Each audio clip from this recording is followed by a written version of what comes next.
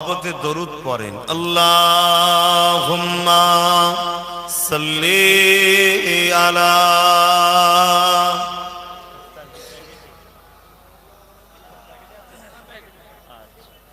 নাই তো দিতে দিতেই সময় চলে যাবে না।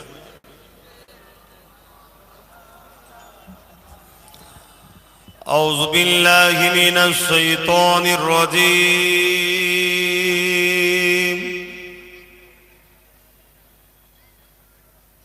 বিসমিল্লাহির রহমানির রহিম।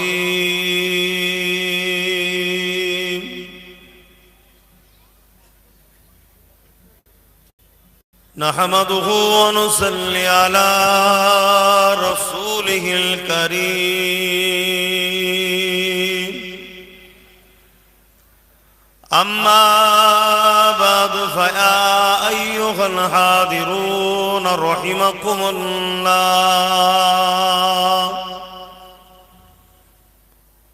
قال الله تعالى في كلام المزيد الفرقان الحميد. إن الله وملائكته يصلون على النبي يا أيها الذين آمنوا صلوا عليه وسلموا تسليما. اللهم صل على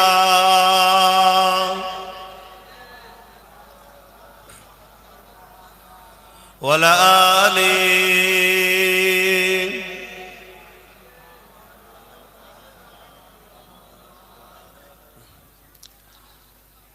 আলহামদুলিল্লাহ, সময় বড় কম, এই লম্বা চওড়া ভূমিকা নয়।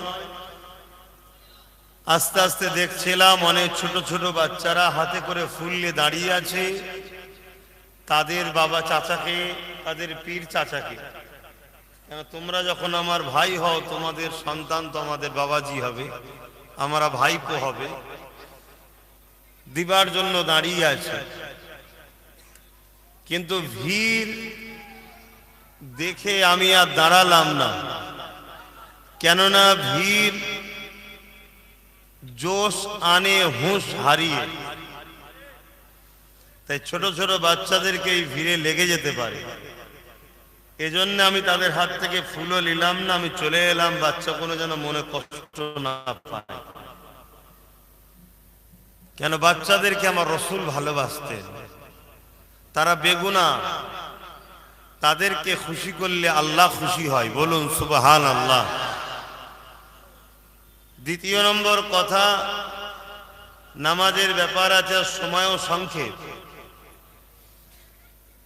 তিন নম্বর কথা, আপনাদের সবাই তো দেখলাম প্রচুর মানুষ গিয়েছিলেন রাস্তা থেকে নিয়ে আসতে। এই ভাঙরের কোনো একটা জায়গায় মাহফিল এসে বলেছিলাম, তোদের কত বাইক আছে আমি একবার দেখব। তা আজকে কি তার একটুখানি হক আদায় করলে নাকি? না, এটা তো আমার পক্ষ থেকে দাওয়াত নয়। আমি যেদিন দাওয়াত দিয়ে ডাকবো সেদিন বার করলে তবে ঋণ আদায় হবে ইনশাআল্লাহ। পারবে তো নাকি? বেশি না, 20-30 কিলোমিটার ঘুরবো, অলি গলি যেখান তো 20-30 কিলোমিটার ঘুরবো। কেন বাগানটা তো আমার দাদা হুজুরের, একটু ঘুরে দেখারও দরকার আছে। তো যাই হোক, এই গুটি কত কথা প্রথম বললাম। দ্বিতীয় কথা, আমরা যে মাসে এসেছি এই মাসের একটা তারিখ আছে, কদরের রাত। বেশিরভাগ ওলামারা বলেছেন 27-এর রাত। একটা মাস যদি আমার ভাই, আমার আব্বা, আমার মা, আমার বোনেরা আল্লাহর জন্য ইবাদত বান্দেগি, কোরআন তেলাওয়াত, রুকু, সিজদা, তাসবির মধ্যে যদি কাটাতে পারেন, 1000 বছর হাজার মাসের 1000 মাসের ইবাদতের নেকি আল্লাহ দান করে। জোরে বলুন সুবহানাল্লাহ। অর্থাৎ 80 বছরের ইবাদতের নেকি দেয়। জোরে বলুন সুবহানাল্লাহ। এই যে নিয়ামত এই মাসে, এটা রোজার মাসের বরকত এবং এই মাসে কোরআন নাজিল হয়েছে তার বরকত। এই রমজান মাস এসেছে তাকওয়া পরহেজগারির জন্য। এই রমজান মাস এসেছে আল্লাহ ও বান্দার সঙ্গে সম্পর্ক জুড়ার জন্য। কেননা রোজা কে রেখেছে আর কে রাখেনি আল্লাহ ছাড়া দ্বিতীয় কেউ জানতে নাও পারে। কেউ যদি মনে করে আমি লুকিয়ে লুকিয়ে খাবো, খাওয়া যায় না, যায় না। কেউ যদি মনে করে আমি লুকিয়ে লুকিয়ে পান করব, করা যায় না, যায় না। লোক তো উজু করতে করতেও 2 ঢোকলে নিতে পারে, পুকুরে ডুবতেও তো 2 ঘট নিয়ে নিতে পারে। কিন্তু এই রোজা একমাত্র ইবাদত যেটা বান্দা আর আল্লাহর সঙ্গে সম্পর্ক এত গভীর করে, যেখানে লোক দেখানোর কোনো ব্যাপারই নাই, সম্পূর্ণটা আল্লাহর জন্য। জোরে বলুন সুবহানাল্লাহ। তাই আল্লাহ রাসূল বলছেন আস-সাওমু লি ওয়া আনা আজজি বিয়াদিয়া, রোজা আমার আল্লাহ জানাচ্ছে এটা আমার খাস ইবাদত, আর এর পুরস্কার হলাম আমি আল্লাহ নিজে। জোরে বলুন সুবহানাল্লাহ। প্রত্যেকটা জায়গায় পুরস্কার দেয়, উপরেও কোন দেয়। তা আল্লাহ বলছেন রোজাদারকে তো একটা পুরস্কার দেবো। রোজাদারের পুরস্কার কি? আমি আল্লাহ নিজে হলাম রোজাদারের পুরস্কার। জোরে বলুন সুবহানাল্লাহ। অর্থাৎ যারা রোজা রাখলো তারা পুরস্কার হিসাবে আল্লাহকে পেল। জোরে বলুন সুবহানাল্লাহ।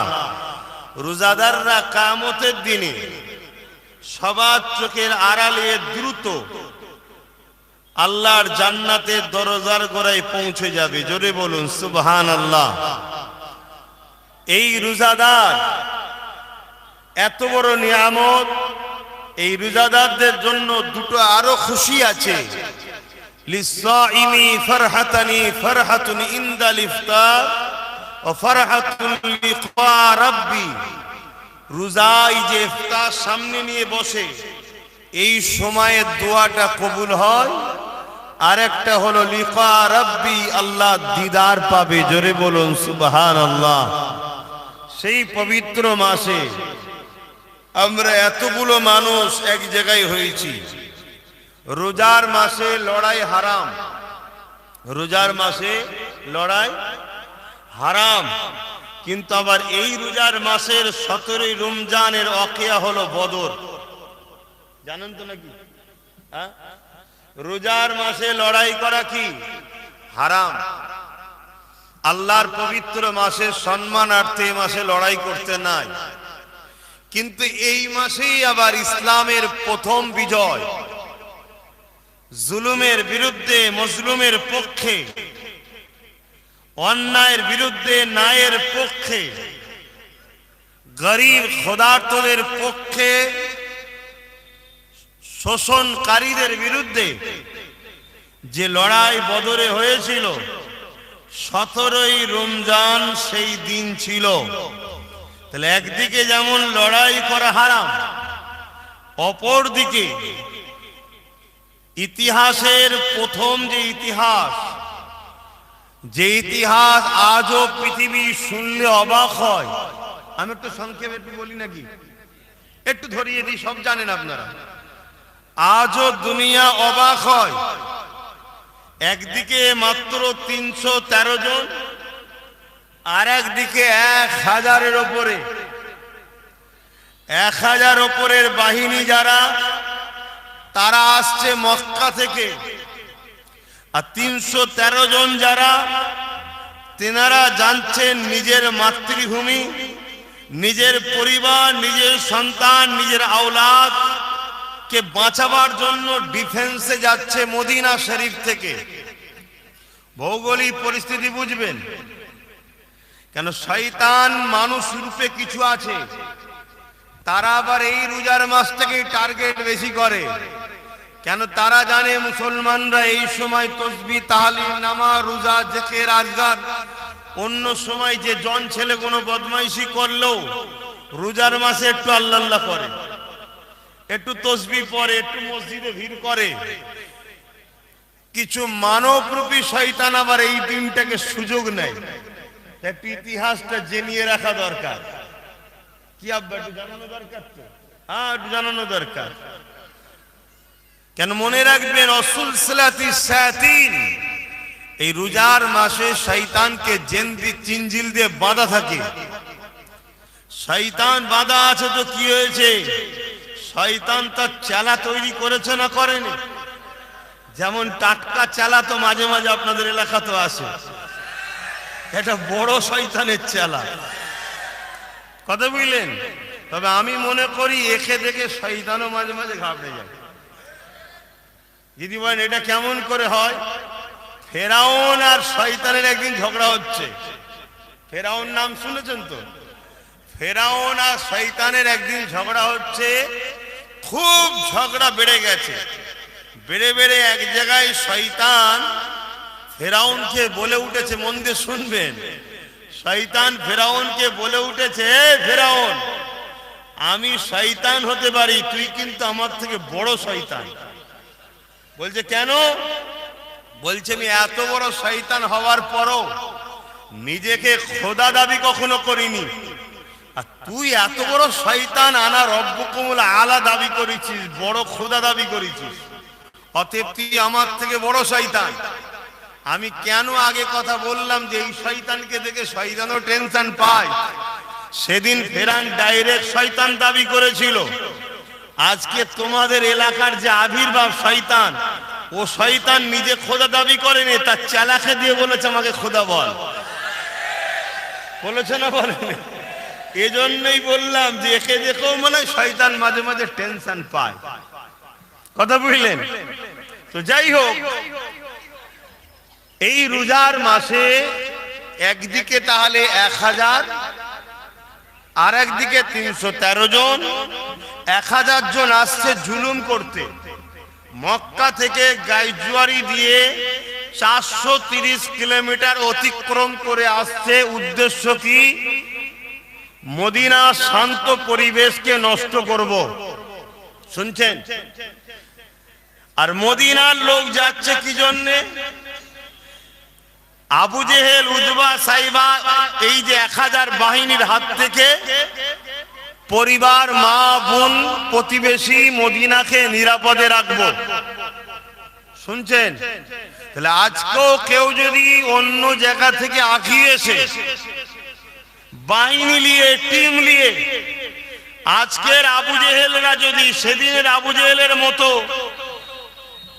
রোজার মাসও হামলা করতে আসে, আমার রাসূলুল্লাহ সাহাবারা আমাদের শিখিয়েছে পরিবার, সন্তান, মা বাপ, এলাকার ইজ্জত রক্ষার জন্য আমাদেরকে বদর যদি আবার হয় ডিফেন্সে নামতে হবে। রাজি আছেন নাকি? হাত তুলে রোজার মাসে বলুন, আছেন তো নাকি? এই জিনিসটা বুঝতে হবে। কেন? তারিখে হাদিস এজন্য জানা দরকার। তারিখ আমাদেরকে জ্ঞান দিচ্ছে এই বিষয়ে, তোমার সামনে যদি কখনো এমন ঘটনা ঘটে, সেই ঘটনার সমস্যার সমাধান কিভাবে করবে, তার সমাধানের জন্য পূর্বের ইতিহাসকে ফলো করো, শুনছেন তো? যেমন আল্লাহ আমার রসুলের পাককে কোরআন পাকে মুসা নবী রকিয়া শুনিয়েছে, ইব্রাহিম নবী রকিয়া শুনিয়েছে, অনেক নবীদের রকিয়া শুনিয়েছে। ঠিক তেমনি আমাদের জন্য বদরটা একটা শিক্ষার জায়গা, যে রোজার মাস লড়াই করা হারাম, কিন্তু সন্ত্রাস বাহিনীরা 1000 লোক নিয়ে মদিনার নিরীহ বাচ্চা, নারী, মুরব্বী মদিনার ওপরে হামলা করার যখন ষড়যন্ত্র করেছে, তাদেরকে রুকার জন্য রোজার মাসে সাহাবারা গিয়েছিল। কখনো যদি তোমাদের ওপরেও এরকম ঘটনা ঘটে, সেই যুগের আবু জেহেল যা করেছে, এই যুগের আবু জেহেল যদি এরকম কখনো কিছু ঘটায়, তাহলে তোমরা ঘাবড়ে যেও না। নিজেদের পরিবার সন্তানদের জান বাঁচানোটাও ফরজ। রোজার মাসে লড়াই করা যেমন আমার আল্লাহর পক্ষ থেকে হারাম, অতএব নিজে থেকে আগ বেরিয়ে যেও না। শান্তির জন্য মেসেজ দাও, কিন্তু যদি কেউ সন্ত্রাস বাহিনী এসে হামলা করে, তখন তুমি মনে করো না যেন এটা হারাম লড়াই করে না। তখন তোমার কাছে তোমার পরিবার, তোমার বাচ্চা, তোমার সম্পদ, তোমার জান, তোমার মাল বাঁচানো তোমার জন্য হবে ফরজ। তখন তোমাকে সাহাবাদের সুন্নাত পালন করতে হবে। জোরে বলুন সুবহানাল্লাহ। এটা তো জানা দরকার বাপ। কেন? আমাদের মধ্যে কিছু মানুষ আছে, আমাদের মধ্যে কিছু মানুষ আছে, তারা সাপকে মারা পর্যন্ত আফসোস করে। শুনছেন তো? আছে কিছু মানুষ মানে এত মায়ালু, এত দয়ালু, তাদের মধ্যে এই ধারণা ঢুকে গেছে, আরে সাপটাকে মেরে দেবো। কিন্তু ইসলাম বলছে আশরাফুল মখলুকাত তুমি আমি, আমার তোমার ক্ষতিকারক কোনো জিনিস যদি হয়, সেই জিনিসের হাত থেকে জানকে বাঁচানোর জন্য ফরজ, তার জন্য তোমাকে প্রস্তুত যা নিবান নিতে হবে, এটা ইসলাম শিখিয়েছে। খুব ভালো করে শোনেন, ইসলামে জুলুম করা যেমন হারাম, ইসলামে জুলুমকে মাফ করা তেমন মজলুমের অঙ্গে অত্যাচার করা সমান। কি বললাম ও কথা বুঝতে পারছেন? ইসলামে এখন কথা একটু বোঝা কষ্ট হতে পারে, কেন পেটে খিদে তো, এজন্য জিজ্ঞেস করছি। আর এখন কথা বলাও কষ্ট। ইসলামে জুলুম করা কি হারাম, আর যে জুলুম করে তাকে বলা হয় জালিম, যার উপরে জুলুম হয় তাকে কি বলা হয়? মজলুম। ইসলামে জুলুম করা যেমন হারাম, আর জালিমকে যদি কেউ মাফ করে, হযরতে মাওলা আলী বললেন সে যেন মজলুমের উপরে অত্যাচার করলো। কথা কিছু বুঝতে পারছেন? তাহলে একদিকে যেমন জুলুম করা যাবে না, আর একদিকে তেমন জালিমকে মাফ করাও। হ্যাঁ, শরিয়তটাকে বোঝেন। একদিকে যেমন হারাম খাদ্য খাওয়া যাবে না, অপর দিকে যদি বলেন হালাল খাবো না, সেটাও পাপ। কিছু বুঝাতে পারছি? হারাম যেমন খাদ্য খাওয়া হারাম, কেউ যদি বলে হালালটা খাবো না, ওটাও পাপ, ওটাও তখন তোমার জন্য কবিরা গুনাহ হবে, কারণ আল্লাহ এটা বৈধ করেছে, তোমাকে খেতে হবে। জুলুম করা যেমন ইসলামে হারাম করেছে, ঠিক তেমনি জালিমকে মাফ করতে ইসলাম কখনো ইজাজত দেয়নি। কেন? জালিমকে মাফ করা মানে তুমি মজলুমের উপরে জুলুম করলে। তা ওই বদরের ময়দানের ইতিহাসটা একটু সংক্ষেপে আপনাদের কাছে রেখেই সালাম পড়িয়ে দোয়া করব। আজকে মনে হয় 43-44 মনে হয় আজান হবে, 43-এ। আল্লাহ নবী যখন মক্কা শরীফে ছিলেন,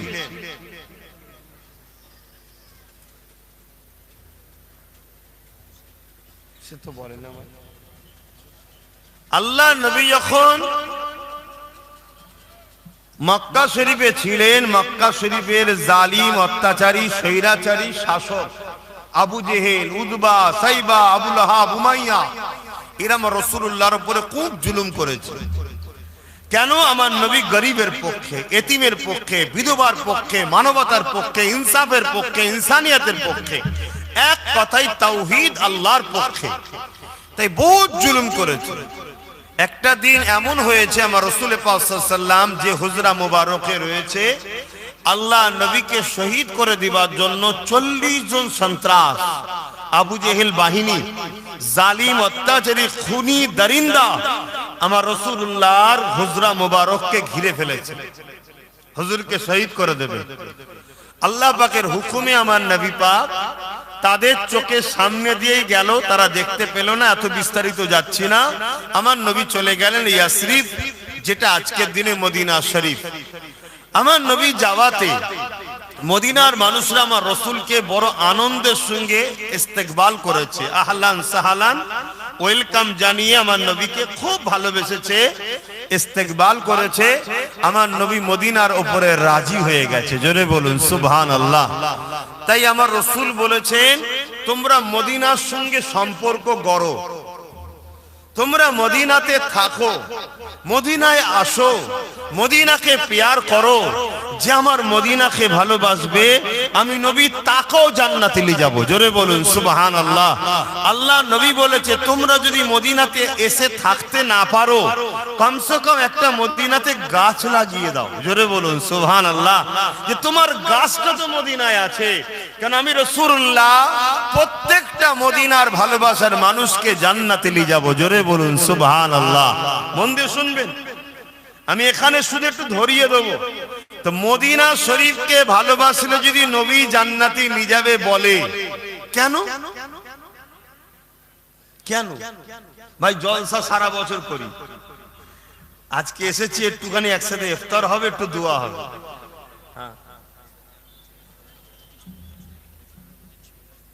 কেউ জাম করেনি আর কেউ ঝামেলা করেন, সব পেট গরমের কথা বলে।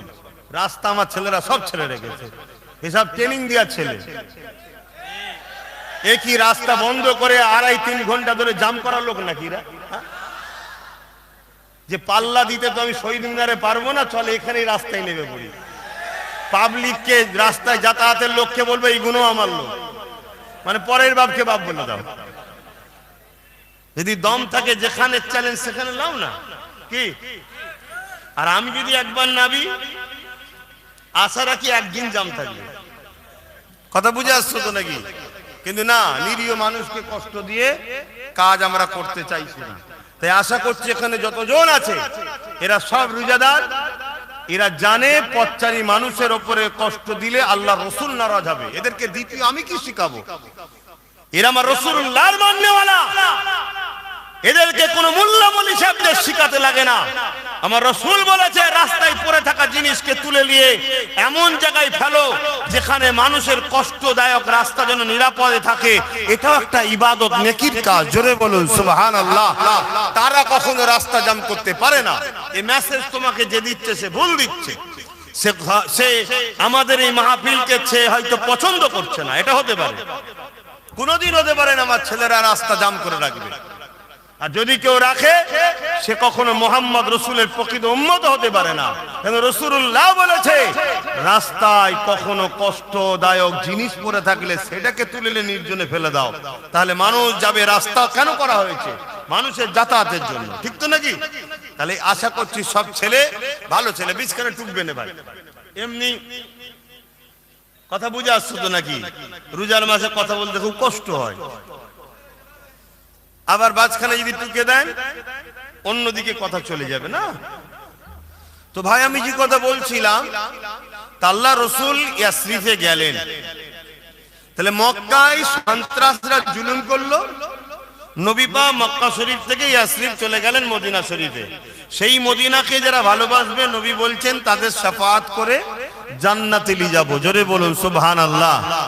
আমি এখানে একটা জিনিস শিখাতে চাইছি, ভালোবাসুন তো আমাদের। আপনারা মানেন তো আমরা নবীর বংশের আওলাদ? আমার দাদা হুজুর নবীর বংশের আওলাদ মানেন তো?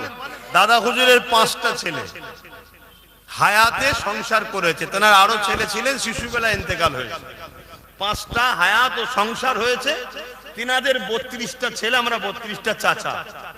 তো ছোট হুজুরের নসেজো সাহেবজাদা পীর আল্লামা আলী আকবর সিদ্দিকী হুজুরের ছেলে আমি, অর্থাৎ দাদা হুজুরের ছোট ছেলে জুলফিকার সিদ্দিকী ছোট হুজুর, তিনি কুরাইশ বংশের ছেলে, রাসূলুল্লাহর বংশধর।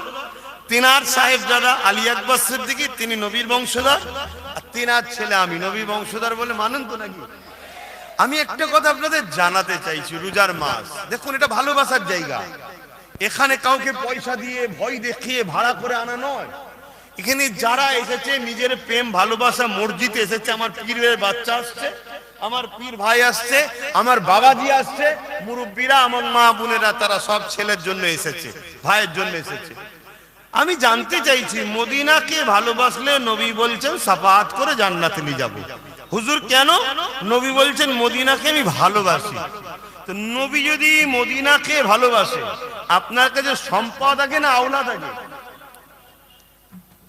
আপনার কাছে সম্পদ আগে না আওলাদ আগে? একটু জোরে বলুন। আওলাদ আগে। সম্পদ বিক্রি করে আওলাদের চিকিৎসা হয়, আওলাদকে বিক্রি করে সব কিনা হয় নাকি? তো সম্পদের জন্য আওলাদ নয়, আওলাদের জন্য সম্পদ। রাসূলুল্লাহ সম্পদ মদিনা, অর্থাৎ জায়গা। সেই জায়গাকে রাসূল ভালোবাসলে যদি বলে শাফাআত করে জান্নাতে নিয়ে যাব, তা নবীর খানদানকে যারা ভালোবাসবে নবী তাদের শাফাআত করে। এইটুকু ভরসা বিশ্বাস আপনাদের আছে কি? এটা তো প্রেমের ব্যাপার। আমি বললাম এটা আবার কি প্রেমের ব্যাপার। সব জায়গায় দলিল খুঁজতে গেলে হয় না, কেন দলিল এখানে থাকে আর প্রেম আদব এখানে থাকে। এটা ইমানের জায়গা, এটা মাসলার জায়গা। ফতোয়া এখানে থাকে, মাসলা এখানে থাকে, আকীদা এখানে থাকে, ঈমান এখানের জায়গা, মহব্বত আদব এখানের জায়গা, আর শরিয়ত এখানের জায়গা। মাসলা শরিয়ত, নামাজের ফরজ, রুকুন, রোজার হুকুম, আহকাম, মাসলা মাসাইল সব এখানের ব্যাপার। আর ঈমান এখানের ব্যাপার। একে যদি জিজ্ঞেস করো, এ কিচ্ছু বোঝে না, এ একটাই কথা বোঝে, আমি ভালোবাসি। আর একে যদি জিজ্ঞেস করো, এ বলবে দলিল কি আছে? ও যে নামাজটা পড়েছে, রুকুটা কতটা দিয়েছে, শরীয়ত অনুযায়ী হয়েছে কিনা, দলিল কি আছে? রোজা যে রেখেছে, থুতু খেয়েছে কিনা, ফতোয়া কি আছে? ও অনেক কিছু দলিল খুঁজবে। শুনছেন তো নাকি? এজন্য আল্লাহ শরীয়তকে এখানে রেখেছে, ঈমানকে এখানে রেখেছে। ঈমান মহব্বত ও আদবের নাম। জোরে বলুন সুবহানাল্লাহ। নবী যদি এখানে থাকে, এখান থেকেই নবীর খানদানকে মহব্বত করতে হবে। মুফতি আজম মেজর হুজুরকে মানেন? একটু হাত তুলে দেখাবেন। মানেন? আলহামদুলিল্লাহ। মনে রাখবেন, আমার নবীর একটা হাদিস তিনি তিনার কিতাবে জায়গা দিয়েছে। হাদিসটা নবীর, সেই কিতাবে জায়গা দিয়েছে। তিনি বলছেন, রাসূলুল্লাহ বলছেন, শরীফুন নাসবদের ঘরে মহব্বত করতেই হবে। শরীফুন নাসব, তাদেরকে মহব্বত করতেই হবে। মহব্বত করা উম্মতের জন্য ওয়াজিব, করতেই হবে। এবারে শরীফুন নাসব কারা? প্রশ্ন তো একটা। শরীফুন নাসব কারা? কিতাবের মধ্যে পাওয়া যায় শরীফুন নাসব হলো নবীর খানদান, সাহাবাদের খানদান। জোরে বলুন সুবহানাল্লাহ। কেন? নবী হলো ঈমান আর সাহাবারা হলো নবীর জান। সাহাবাদেরকে আঘাত দিলে, কষ্ট দিলে নবী বাজার হবে, আর নবীকে আঘাত দিলে ঈমান চলে যাবে। কথা বুঝে আসছে? এজন্য শরীফুন নাসবদের ঘরে সম্মান মর্যাদা করতে হবে। তো যাক, আমি বদরের ময়দানে ফিরে আসছি। আল্লাহ রসুল সাহাবা হুজুরদেরকে নিয়ে বদরের ময়দানে গেলেন 313 জন মাত্র। তার মধ্যে আবার দুটো ছোট ছোট ছেলে আছে, ছোট ছোট। যে ছেলে দুটোর জুতোর পায়ের ধুলোর উপযুক্ত আব্বাস সিদ্দিকী নয়। কথা মাথায় ঢুকছে? হ্যাঁ, তারা সাহাবা। হায় হায় হায় হায়। কিন্তু তখন তিনাদের বয়স ছিল ছোট ছোট। আল্লাহ নবী কাটা সিধে করছে, দেখছে। প্রথম নবী কিন্তু গিয়ে মীমাংসা করতে চেয়েছে। খুব ভালো করে শোনেন, নবী প্রথম মীমাংসা চেয়েছে। ইসলাম সর্বসময় শান্তির কথা বলেছে, কিন্তু সন্ত্রাস যখন বোঝেনে, সন্ত্রাস মুক্ত সমাজ গড়ার জন্য, কেন সন্ত্রাস থাকলে শান্তি হতে পারে না, তখন নবী সন্ত্রাসদের বিরুদ্ধে যুদ্ধও করেছে। জোরে বলুন সুবহানাল্লাহ। আল্লাহ নবী আবু জেহেলকে বুঝিয়েছে, আবু জেহেল, তুমি তো আমাকে মক্কা থেকে তাড়িয়ে দিলে, মারতে চেয়েছিলে, আমি মক্কা ছেড়ে চলে এসেছি, তুমি আবার ইয়াসরিব মদিনাতে এসে কেন জুলুম করছো? এবং রমজান মাস, তুমি ঘরে ফিরে যাও, ঘরে ফিরে যাও। ওই সময়ে আবু জেহেল আমার রাসূলুল্লাহর কথা শুনলো না। দুটো অফার দিল, হয় আমার দলে চলে আসো, আর না হয় লড়াইয়ের জন্য তৈরি হও। আজকের আবু জেহেলরাও দুটো অফার দেয়, দেয় না? দেয় না? যাই দলে চলে আয়, পদ দেবো, আর জি কটা গেছে বলবেন তো? বাজারে অনেক দেখবেন কুকুর মার্সিডিজ গাড়িতে চাপে, দেখেছেন? ওই কুকুরের সম্মান আছে তো এগুলোর সম্মান নেই। মিলিয়ে দেখবেন আমার কথা। কেন? এরা গাদ্দার দিনের সাথে করেছে, এরা গাদ্দারি হকবাদীদের সঙ্গে করছে। কথা বুঝে আসছে? এরা সত্যকে ছেড়ে দিয়ে ইসলাম বিদ্বেষীকে আপন করছে। আল্লাহ এদের ইজ্জত দেয় কখনো? বলুন, কখনো দেবে না। মনে রাখবেন, থামস আপ গিলাসে ঢেলেছেন কখনো? কিছুক্ষণ দেখবেন এটা গেঁজা ওঠে, কিন্তু একটু পরে দেখবেন ঠান্ডা হয়ে যায়। শয়তানি দলটাই এরকমই, কিছুদিন একটু হই হই হয়, তারপরে সব ঠান্ডা হয়ে যায়। কথা বুঝছেন না? আপনারা খবর নেন, একজন মায়ের পা ধরে কাঁদছে, বলছে মা রে আমাকে ওইখানে দাঁড় করাসনি রে মা, আমি তোর পায়ে ধরছি। খবর নেন আমার কথা। আমার অনেক দূর পর্যন্ত হাত আছে। অনেকে বলে আইন কানুনের হাত অনেক লম্বা, বলে তো নাকি? হ্যাঁ, আমাদের আধ্যাত্মিক একটু হাত আছে রে বাবা। পা ধরে কাঁদছে, বলছে আমাকে মা ওখানে দিসনি। এবার জি বলে মা বলছে, আরে সে তো বলছে মা, মা বলে না বলে না, আমার আম্মা জান হয় বলে না বলে না। হ্যাঁ, তখন আবার বলছে কেন তুই তো বললি সব ঠিক আছে, তুই তো বলেছিলি সব ঠিক আছে, তখন তুই বলছিস না কেন? বলছে না আমি যাবনি, আমি যাবনি। কথা বুঝছেন তো নাকি? বলছে ওরা সুলতান আজগার আলী হুজুরের ছেলে, যাবনি ওদের কাছে। শুনছেন তো ভাইরা আমার? তা আবু জেহেলকে রাসূল বুঝাচ্ছে, আরা তুই যা, এখন রোজার মাস, আবার কেন জুলুম করতে আসছো? তখন আমি একদম সাদা মাটা ভাষায় বুঝাচ্ছি, অসুবিধা হচ্ছে নাকি? বলুন, দোয়া করে দিচ্ছি। ইফতার করবো তো একসাথে নাকি? হ্যাঁ, এই নিয়েতেই তো আসা। হ্যাঁ, তো ওই সময় আবু জেহেল দুটো অফার দিচ্ছে, আমাদের দলে চলে আসো, না হয় লড়াই করতে আসবে। আল্লাহ নবী সাহাবাদেরকে বলে, সাহাবারা আমাদের সংখ্যা 313 জন, ওদের 1000। ওদের হাতে অস্ত্র আছে, তরোয়াল আছে, তীর আছে, বল্লম আছে, ওদের হাতে পাওয়ার আছে, ঘোড়া আছে। তৎকালীন সময় যা পাওয়ারের সামান ছিল, আমাদের হাত খালি। বলো সাহাবারা। সাহাবা হুজুররা বললেন, যেদিন থেকে আমরা রাসূলুল্লাহর হাতে হাত দিয়েছি সেদিন থেকে আমরা কিচ্ছু বুঝি না, শুধু মোহাম্মদ রসুল বুঝি। জোরে বলুন সুবহানাল্লাহ।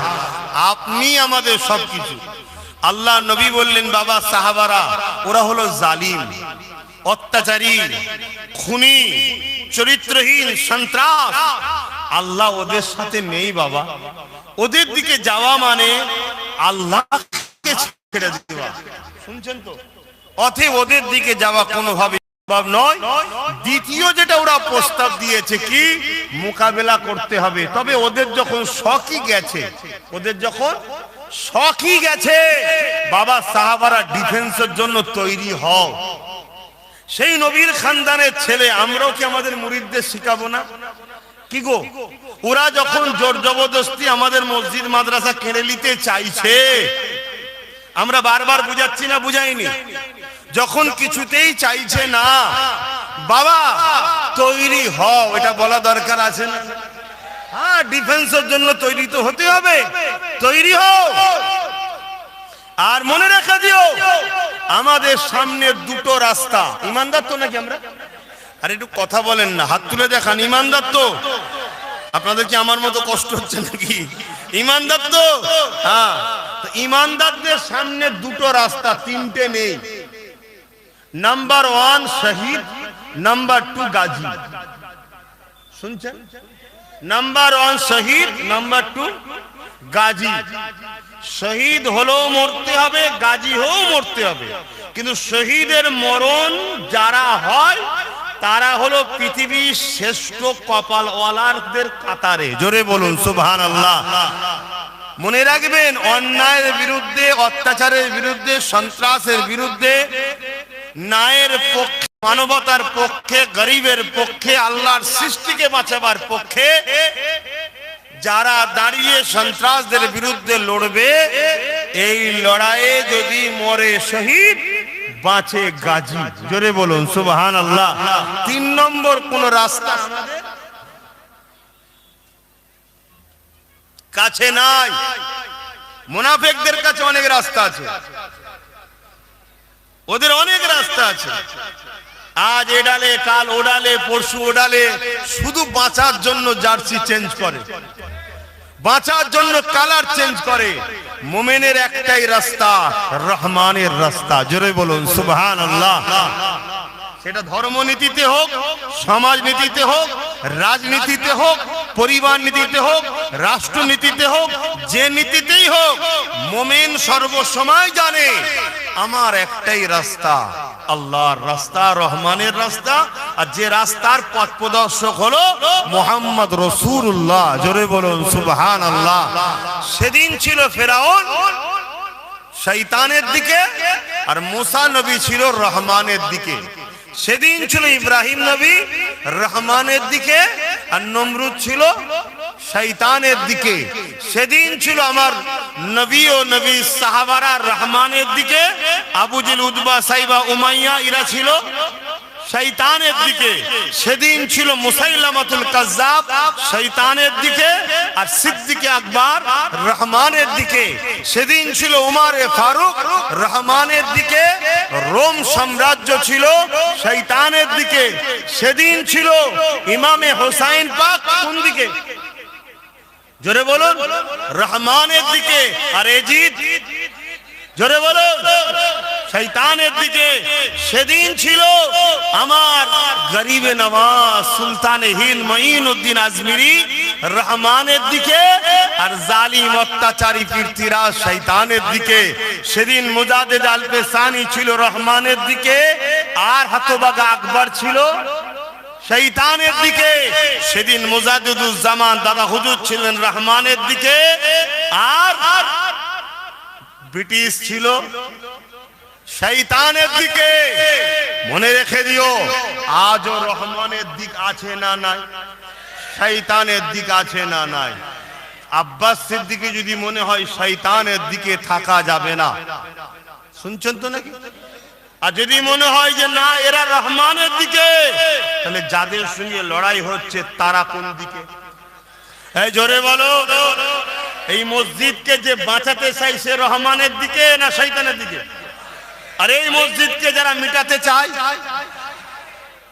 কথা মাথায় ঢুকছে?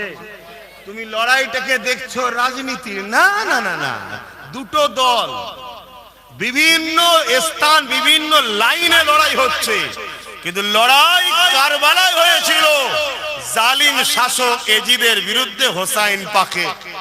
সেদিন হোসাইন পাক ছিল সংখ্যায় কম, কিন্তু রহমানের দিকে ছিল। কারবালা সেদিন শুরু হয়েছে, কারবালা প্রতিটা সময় চলছে। কারবালার আখিরি ময়দান আমার নবীর আওলাদ হোসাইনের আওলাদ ইমাম মেহদী সাল্লামের নেতৃত্বে বিজয় তো আমাদেরই মুকাদ্দার, আমরাই জিতবো। জোরে বলুন সুবহানাল্লাহ, আরো জোরে বলুন সুবহানাল্লাহ, আল্লাহু আকবার। তো ভাইরা আমার, ভাইরা আমার, তো বদরের ময়দানে আল্লাহ রাসূল সাহাবাদের বললেন কাতার সিধে করো। নবী লড়াই যুদ্ধের প্রশিক্ষণ দিচ্ছে, তাহলে যুদ্ধের প্রশিক্ষণ দেয়া হালাল না হারাম? জোরে বলুন, যুদ্ধের প্রশিক্ষণ দেয়া হালাল, যুদ্ধের প্রশিক্ষণ দেয়া হারাম। যদি শয়তানের পক্ষে দেওয়া হয় হারাম, রহমানের পক্ষে দেওয়া হয় হালাল। শুনছেন? হ্যাঁ, একই জিনিস, একই জিনিস।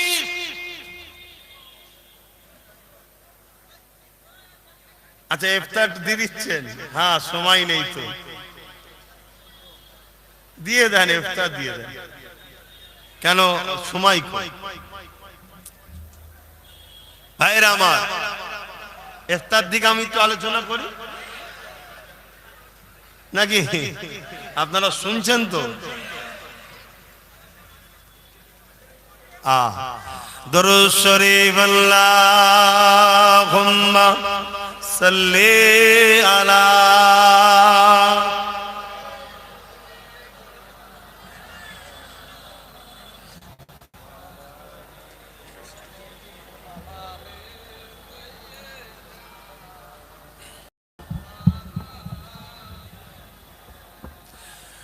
मेरी उल्फत मदीने से यूं ही नहीं, मेरे आका का रोज़ा मदीने में है। मैं मदीने की जानिब न कैसे खींचूं, मैं मदीने की जानिब न कैसे खींचूं, मेरा दीनो दुनिया मदीने में है। अर्श अजीम पे जिसका बड़ी शान है, रोज़ाए मुस्तफा जिसकी पहचान है, रोज़ाए मुस्तफा जिसकी पहचान है। जिसका हम पल्ला कोई मोहल्ला नहीं, जिसका हम पल्ला कोई मोहल्ला नहीं, एक ऐसी मोहल्ला मदीने में है।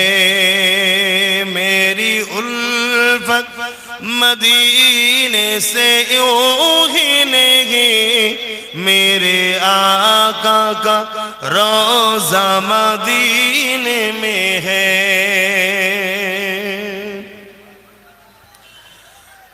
ये शहर मुस्तफा है, मदीना करीम है। ये शहर मुस्तफा है,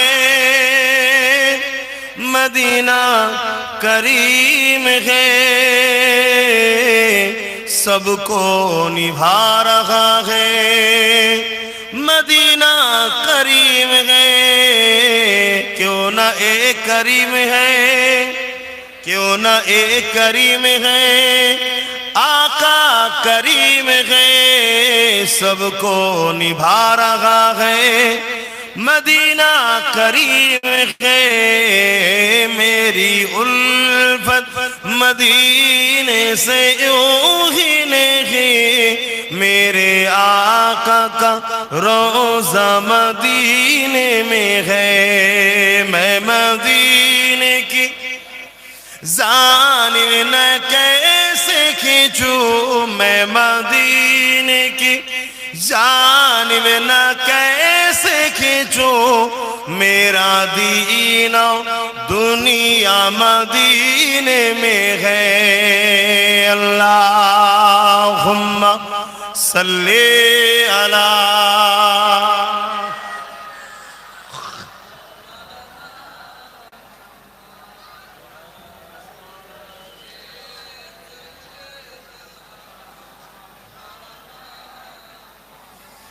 ভাইরা আমার, শুনছেন তো নাকি? এত কথা বললে কি করে হবে? কথা মুখে না বলে ইফতার নেন। আগামী দিন 6 লাইনে বা ভোজেরহাটে একটা প্রোগ্রাম করব, খবর পেলে যাবেন তো? গাড়ি ভাড়া দিতে পারবো না, খাওয়া দিতে পারবো না, যাবেন তো? বলুন ইনশাআল্লাহ। কেন রোজার মাসে বেশি কথা বলতে পারছি না তো, রোজাটা কেটে যাক তারপরে করব। কিন্তু রোদ খুব করা হবে, পারবেন তো যেতে? টেম্পার নিতে পারবেন তো? কি গো? হ্যাঁ, টেম্পার তো সহ্য করতে হবে। তো ভাইরা আমার, এই রোজা অনেক ফজিলতের জিনিস। সায়েন্স বলছে ক্যান্সারের হাত থেকে বাঁচার সবথেকে এবং সুন্দর বড় উপায় হলো রোজা। জোরে বলুন সুবহানাল্লাহ। যেমন মোবাইলে ভাইরাস ঢুকে অ্যান্টিভাইরাস মারতে হয়, ঠিক রোজা হলো আমাদের শরীরের 11 মাস নানা রকম ভাইরাস ব্যাকটেরিয়া ঢুকছে। এই রোজা আল্লাহ আমাদেরকে অ্যান্টিভাইরাস হিসাবে দিয়েছে, পুরো সব ব্যাড ব্যাকটেরিয়াকে খতম করে লিভার, কিডনি, হার্ট পুরো শরীরকে ফ্রেশ করে দেয়। জোরে বলুন সুবহানাল্লাহ। তাহলে সেই রোজা কোনোভাবেই যেন মিস না হয়, এটা মাথায় রাখবেন, এটাকে আপনারা খেয়াল করবেন। বা ইফতার ছুটতে নাই, ইফতার ছুটতে নাই। মনে রাখবে ইফতার বেরোজাদারকে দিতে নাই। শুনছো? ইফতার বেরোজাদারকে দিতে নাই। বেরোজাদা যদি মুসলমান হয়, বালেক সাবালক স্বাধীন হয়, তাকেও ইফতার দিতে নাই। অমুসলিম তো দূরের কথা, কারণ ইফতারের জন্য যেটা বাজেট হয় সেই ফলটা আল্লাহ শুকরিয়া আদায় করে যে খোদা আমাকে রোজাদারদের জন্য তুমি উপযুক্ত করেছো। জোরে বলুন সুবহানাল্লাহ। যেমন কোরবানির পশু আর এমনি সময় দুটোই তো আল্লাহর নামে জবাই হয়, কিন্তু কোরবানির পশুর ফজিলত আলাদা। তো একই জিনিস ইফতারের জন্য যেটা বরাদ্দ করা হয় এর ফজিলত অনেক বেড়ে যায়, যেটা রোজাদারদের জন্য। জোরে বলুন সুবহানাল্লাহ। কিন্তু আজ সেই রোজাকে নিয়ে, ইফতারকে নিয়ে নানা রকম নাটকও করে অনেকে। এই নাটক যারা করছে এরা ইসলামের দুশমন, এদের থেকে নিজেদেরকে দূরে রাখা ইমানি দায়িত্ব। তো যাক, যারা ইফতার পাননি হাত লম্বা করে নেন।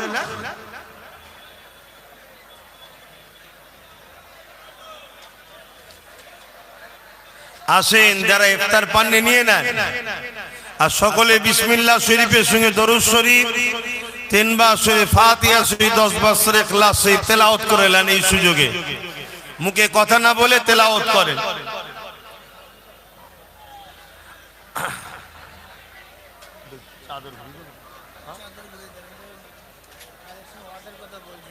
ওয়াদা কি করে হবে?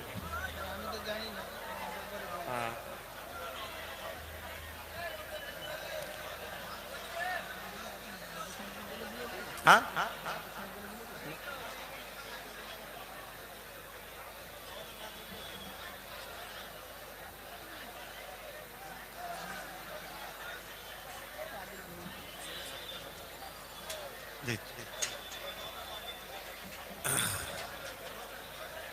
আসেন একটু সকলে সালাম দিয়ে লি। ইয়া নবী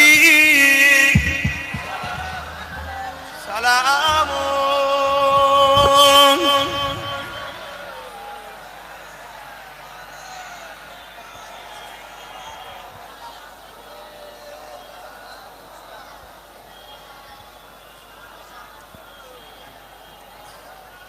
আমাদের ইফতার এখানে হবে তো নাকি? হ্যাঁ, তাহলে আস্তে আস্তে চেয়ারগুলোকে একটু গুছিয়ে ইফতারের ব্যবস্থা করেন এখানে। পড়িল আল্লাহ আরো বাণী, পোহালো দুঃখে এর জনি, হইল জগৎ অনুরানী, আমিনার নয়নির্মণি, ইয়া নবী সালাম, ইয়া রাসূল সালাম, ইয়া হাবিব।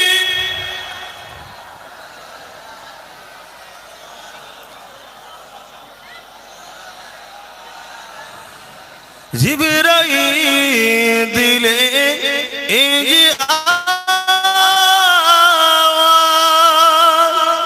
খুলে দাও আসমানের দুয়ার, এসেছে নবী ঈদের সরদার, করিতে আল্লাহ আরো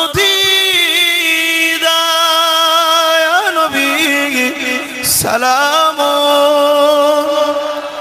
ইয়া রাসূল সালাম।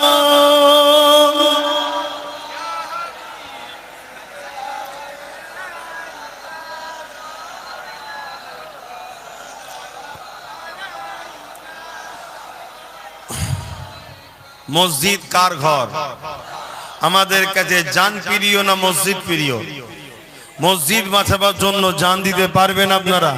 হাত তুলে সাক্ষী দেন। রমজান মাস, আল্লাহ জানি না সেই পরীক্ষা আপনি আমাদের নেবেন কিনা, কিন্তু হাতগুলো যারা তুলেছে আল্লাহ এদেরকে মসজিদের খাদেম হিসাবে, গোলাম হিসাবে, প্রেমিক হিসাবে কবুল করেন। বলুন আমিন। আল্লাহুম্মা আমিন।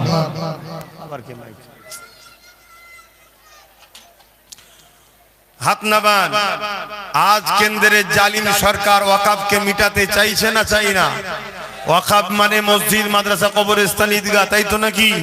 আমি যেখানেই যাই, লোক যাই বলুক, একটু ওয়াকাফ নিয়ে দু কথা বলি। আমি এখানে একটু বলবো, আপনারা সহমত? সহমত? কেন ওয়াকাফ চলে যাওয়া মানে মসজিদ, মাদ্রাসা, কবরস্থান, ঈদগাহ, খানকা চলে গেলে আর ইসলামের রইল কি? তা মসজিদ বাঁচাবার দরকার আছে না নাই? সত্যি যদি মসজিদ বাঁচাতে চায় তার একটা ছোট্ট নমুনা দেখান। এখান থেকে 10টা মানুষ, মাত্র রমজান শরীফের মাসে 10টা মানুষ 5000 করে টাকা নেবো মসজিদের জন্য। যদি 10টা আপনারা দেন, 11 নম্বর আমি দেবো। মাত্র 10টা মানুষ 5000 করে টাকা এই মসজিদের জন্য। থাকলে নগদ দেবেন, না থাকলে লিখে নেবেন। এই 10টা মানুষ হাত তোলেন। প্রথম কে হাত তুলে দেখি? 1টা, 2টো, 3টে, 4টে, 5টা, 6টা, 6টা আর কই? 7টা, 7টা, 8টা, মাশাআল্লাহ 8টা, 9টা, আর একটা বান্দা 10, 11, আমাকে নিয়ে 12। কিন্তু 12 হলে তো হবে না, বেজোর করতে হবে। কে বেজোর করবেন? 13 কে? ওখানে একজন হয়ে গেছে, 14 হয়ে গেল। তো এই জোর হয়ে গেল। এই ইফতারের সময় আর একজন করে বেশি বেজোর করবে না। কে আছে? আর একজন আল্লাহর বান্দা 5000। তুমি তো আগে হাত তুলেছো, গুনে নিয়েছি। কে আছে? কই? তাহলে 15। আজ যেন এর সাথে কেউ দেবেন না, তাহলে আবার বেজোর হয়ে যাবে, আবার তুলতে হবে। বসুন, নাম গুনে লিখবো। হ্যাঁ, বসে যান, বসে যান, বসে যান, এক্ষুনি দোয়া হবে। তাহলে 15 জনের নামটা লিখে নেন, যাদের নগদ আছে দেবে। 15 জনের লিখে নেন। আর ছেলেরা যাচ্ছে, যার যা খুশি আল্লাহর ঘরের জন্য দেন। যার যা খুশি আল্লাহর ঘরের জন্য দেন। ছেলেরা যাচ্ছে, সবাই তেলাওয়াত করেন।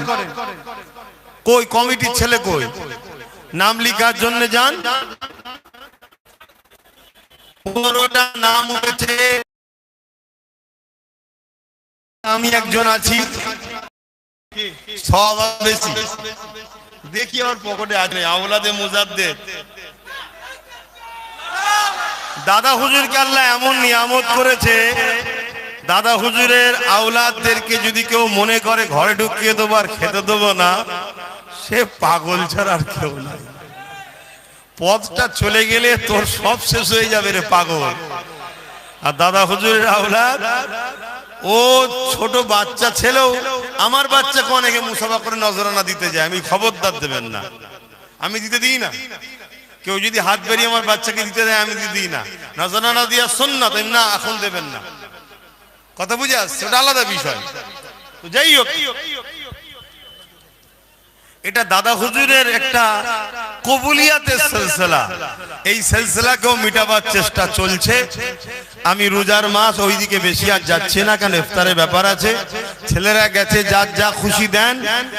আমি সংক্ষেপে এতটুকু শুধু বলবো, মসজিদকে বাঁচাতে আপনারা চান? তুলে তুলে বলুন, চান? ওয়াকাফকে বাঁচাতে চান? কবরস্থান, ঈদগাহকে বাঁচাতে চান?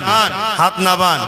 মসজিদ, মাদ্রাসা, কবরস্থান, ঈদগাহকে মিটাচ্ছে কেন্দ্রের সরকার। আপনারা জানেন তো কোন জোরে মিটাচ্ছে ভাই? বলুন বলুন। রাজ পাওয়ারে। যদি বেটাদের দম থাকে, সামনাসামনি আসুক না।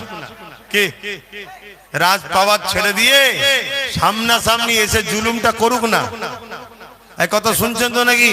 হ্যাঁ, আমরা 100ই, জালিমদের 1000 যত উপরে ভারী হয়ে যাব। কথা বুঝে আসছে না? নাই বলুন ইনশাআল্লাহ। হ্যাঁ, কিন্তু রাজ ক্ষমতা দিয়ে আইন তৈরি করে জুলুম করছে, তাই তো নাকি? বলুন, ওদের হাত থেকে মসজিদকে বাঁচাবার জন্য আমাদেরও রাজ পাওয়ারের দরকার আছে না নাই? তো সেই রাজ পাওয়ারটা সামনে দিন আসছে, আপনারা কাকে সাপোর্ট করবেন একটু ভেবে চিন্তে করা দরকার তো নাকি? আপনি বলবেন রোজার মাসে কথা বলছে কেন না? আরে আপনি যখন ভোটটা দেবেন আপনার তো ভাবা দরকার আমার এই ভোটটা ওয়াকাফকে বাঁচাবার জন্য যাচ্ছে না ওয়াকাফকে মিটাবার জন্য যাচ্ছে, এটা ভাবা দরকার আছে না নাই? আপনি ভাবছেন এই ভোট দিলে আমি কি পাবো, চাকরি পাবো না ভাতা পাবো, এটা যেমন ভাবছেন, তা আমি একটা হুজুর, আমি তো এটা আপনাকে বুঝাবো যে চাকরি ভাতা যাই বলেন ওটা আপনার দুনিয়া, দরকার আছে আপনি ভাবছেন, ভাবু, আমি নিষেধ করছি না, কিন্তু আপনি এটা ভাববেন না যে আমার ভোটটাই মসজিদের দুশ্মন শক্তিশালী হচ্ছে না মসজিদের দুশ্মনের যারা বিরুদ্ধে লড়াই করবে, মসজিদের পক্ষে যারা তারা শক্তিশালী হচ্ছে, একটু ভাবা দরকার আছে না নাই? একটু জোরে বলুন। আমি জানি রাজনীতি মসজিদ মাদ্রাসা কবরস্থান ঈদগাহ মন্দিরের জন্য নয়, রাজনীতি মানুষ সেবার জন্য, আমি জানি, কিন্তু আমরা এটা ভাবছি, কিন্তু একদল লোক রাজনীতির ক্ষমতায় আমাদের মসজিদকে মিটাচ্ছে, হ্যাঁ কি না? এই যে নিউ টাউনে জোর করে দেখুন রাজ্য সরকার বিশেষ একটা ধর্মের স্থান করছে, ওটা কি শাসকের কাজ? তারপরেও করছে, চলো তোমার মন গেছে, কিন্তু পাশে আমার মসজিদটা আমি করছি তুমি করতে দিচ্ছ না কেন? তাহলে শাসক তুমি আমার মসজিদের দুশ্মন, তাই তো নাকি? তাহলে আপনি যখন ভোটটা দেবেন আপনাকে তো ভাবা দরকার যে আমার ভোটটা মসজিদের দুশ্মনকে শক্তিশালী করছে না তো, এটা বলা দরকার আছে না নাই? আমি আমার বাপ আমার মা আমার ভাই বোনকে শিখাবো তো নাকি? একজন পীরের আওলাদ বা একজন ইসলামের প্রচারক হিসাবে আমি আমার কওমের মানুষকে বুঝাবো, হ্যাঁ কি না? তাহলে বলুন, আগামী দিন তো ভোট আসছে, কদিন পরেই তো ভোট হবে, আপনি কি ওয়াকাফের দুশ্মন বিজেপিকে ভোট দেবেন? মসজিদ মাদ্রাসার দুশ্মন বিজেপিকে ভোট দেবেন আপনি? আপনি কি তাহলে ওই বিজেপির আইনকে যে মেনেছে আমাদের রাজ্যের টিএমসি সরকার, একে ভোট দেবেন? জোরে বলুন। যদি দেন হয়তো আপনাকে ১,৫০০ টাকা মাসে ভাতা দেবে গুটকা খাওয়ার জন্য, হয়তো আমার মা বোনেদেরকে ১,৫০০ টাকা হাত খরচ দেবে, হয়তো মরে গেলে ২০০ টাকা কাফন কিনতে দেবে, ২,০০০ টাকা, এটা ওটা হয়তো দেবে, আমি অস্বীকার করছি না, কিন্তু আপনি বলুন এগুলো যে দিচ্ছে এগুলো ওরা দয়া করে দিচ্ছে না আপনাদের জিনিস আপনাদের ঘরে ঘুরিয়ে দিচ্ছে, এবং যতটা আপনাদের তার 0% আপনাদের ঘরে দিচ্ছে না কেন? ওরা ছিল একদিন ভিখারি, মমতা ভিখারি ছিল, জানেন তো নাকি? ওর ভাইপো না কি বলে, ও তো ভিখারি ছিল, আজকে কোটি কোটি টাকার মালিক হলো কি করে? আপনারা ভোট দিয়ে জিতিয়েছেন বলে, তাই তো নাকি? তাহলে আপনাদের ভোটে জিতে ওরা কোটি কোটি হাজার টাকার মালিক হয়ে গেল। চলো চুরি করেছে, আমি ওইদিকে যাচ্ছি না, কিন্তু আমার মসজিদ মাদ্রাসার দুশ্মন বিজেপি, সেই বিজেপির হাত থেকে বাঁচার জন্যই তো মমতাকে ভোট দিয়েছিলেন নাকি? এ আমাদেরকে বাঁচালো না বিজেপির আইনকে মেনে নিল? জোরে বলো। তাহলে আগামী দিন মসজিদ মাদ্রাসা বাঁচাবার জন্য নওশাদের মতো আরো অনেক কটা তৈরি করা দরকার আছে না নাই? যাকে ভোট দিলে আমার রুজি রুটির কথাও বলবে, এবং কমসে কম আমার মসজিদ যদি তৈরি নাও করে আমার মসজিদকে যেন বাঁচায় এ চেষ্টা যেন করে, তাই তো নাকি? না তৈরি করো, কমসে কম বিরোধীও যেন না করে, তাই তো নাকি? তাহলে এই কথাটা আমার বলা আপনাদের ঘরে কি অন্যায় হলো? এটা আমার কমকে আমি বলবো না যে আপনার একটা ভোটেতে ইসলাম বিদ্বেষী শক্তিশালী হয়ে গেলে পুলিশ নিয়ে এসে আমার মসজিদ ভাঙবে, আপনি সেই লোককে ভোট দেবেন না, কথা ঠিক তো নাকি? আপনাদের এই পাশের বিধানসভা যে এমএলএ আছে নামটাই তো মুসলমান, কিন্তু বেঈমান কাফের, ও নিজে প্রথম বলেছিল যে দিল্লি গিয়ে আন্দোলন করো, ওয়াকাফের জন্য দিল্লি গিয়ে আন্দোলন করো, বলেছে না বলেন? তাহলে ওই রকম শয়তানকে ভোট দিয়া কি কোনো ইমানদারের উচিত হবে? কারণ ও যদি যেতে আগামী দিন মসজিদ মাদ্রাসার বিরুদ্ধে যখন আইন হবে ও তার বিরুদ্ধে লড়বে না, ও বেঈমান মমতার হয়ে লড়াই করবে। অথচ আমার মসজিদের হয়ে একটা কথা বলেছে, মাদ্রাসার হয়ে বলেছে, উপরন্ত কি বলেছে? দিল্লিকে আন্দোলন করো, বলেছে না বলেন? এই সব শয়তান যখন আগামী দিন আমাদের কাছে আসবে ভোট চাইতে, তাহলে একজন মসজিদ প্রেমিক হিসাবে, মাদ্রাসা প্রেমিক হিসাবে, কবরস্থানে আমাদের মোর্দা যারা রয়েছে সেই ইজ্জত রক্ষার স্বার্থে আমাদের কি বলা উচিত নয়, এই শয়তান তুই তো বলেছিলি দিল্লি গিয়ে আন্দোলন করতে, যা দিল্লি গিয়ে ভোট চা, আমরা মসজিদ মাদ্রাসা দুশ্মনদের ভোট দেবো না, বলা দরকার আছে না? না বলুন, বলা দরকার আছে না? না আল্লাহ যেন আমাদেরকে এই রোজার মাসের পবিত্র মাসে মসজিদ প্রেমিক বানান, মাদ্রাসা প্রেমিক বানান, এক কথায় ওয়াকাফের দুশমনদের বিরুদ্ধে লড়াই করার আল্লাহ যেন ক্ষমতা দেন। বলুন আল্লাহুম্মা আমিন। আচ্ছা, এই যে কথাগুলো বললাম, এটা কি রাজনীতি হয়ে গেল? না, ইসলামের দুশমন রাজনীতির অশুভ শক্তির বিরুদ্ধে বললাম। আমার দেশের রাজনীতি তো এরকম নয়, এরা তো রাজনীতির নামে সংবিধান বিরোধী কাজ করছে, তাহলে এদের বিরুদ্ধে বলা দরকার আছে না নাই? তাহলে আমার শেষ কথা এতটুকু মনে রাখবেন, আল্লাহ রসুল বলেছেন, কেউ জালিমকে, কোন মুসলমান যদি, মন দিয়ে শুনছেন, জালিমকে, এতগুলো রেকর্ড হচ্ছে মিডিয়ায়, রেকর্ড করছো তো ভাইরা? হচ্ছে তো? রেকর্ড থাকবে তো? এতগুলো মিডিয়ার সামনে চ্যালেঞ্জ দিচ্ছে, আপনারাও শুনছেন। এই হাদিস যদি পৃথিবীর কোন মুফতি, মৌলানা, মুহাদ্দিস যদি কেটে দিতে পারে, আমি সারা জীবন তার গোলাম হব। কথা বুঝে আসছে? আল্লাহ রসুল বলছেন, মিশকাত শরীফের হাদিস, মন দিয়ে শুনছেন, মা বোনেরা শুনছেন, কোন মুসলমান যদি জালিমকে শক্তিশালী করার জন্য তার সাথ দেয়, ওই মুসলমান ইসলাম থেকে বেরিয়ে যাবে। যে ইসলাম থেকে বেরিয়ে যায়, তার ঈমান থাকে? যার ঈমান থাকে না, তার নামাজ, তার রোজা, তার হজ, তার যাকাত, তার দান, তার খায়রাত, সে যতই বলুক আমি মোল্লা, আমি মুসলমান, সে কি জান্নাত পাবে? তাহলে আমি আপনাকে বলবো, ভিক্ষার পাল্লাই পড়ে দুনিয়া তো শেষ হচ্ছে, বাচ্চাগুলোর ভবিষ্যৎ শেষ হচ্ছে, শিক্ষা, স্বাস্থ্য, কর্মসংস্থান তো ধ্বংস হচ্ছে, কিন্তু যে জালিম, তাকে যদি ভোট দেন, শক্তিশালী করার জন্য তো ভোট দেয়, তাহলে মুসলমান ইসলাম থেকে বেরিয়ে যাবেন। রাসূলুল্লাহর হাদিস, যে মসজিদ ভাঙতে চায়, মাদ্রাসা ভাঙতে চায়, তাদের থেকে বড় জালিম আমাদের কাছে কেউ আছে? তাহলে বলুন, মসজিদ, মাদ্রাসা, ওয়াকাফকে বাঁচাবার জন্য ভোট কাকে দেবেন? দিদিকে না মুদিকে? বলবেন তো কাকে দেবেন? কারণ এরা দুজন টাকার উপিট, এরা দুজনই ওয়াকাফের দুশমন, মসজিদের দুশমন, মাদ্রাসার দুশমন। দুর্গাপুরে রাজ্য সরকার বোলডুজার দিয়ে মাদ্রাসা ভেঙেছে না ভাঙেনি?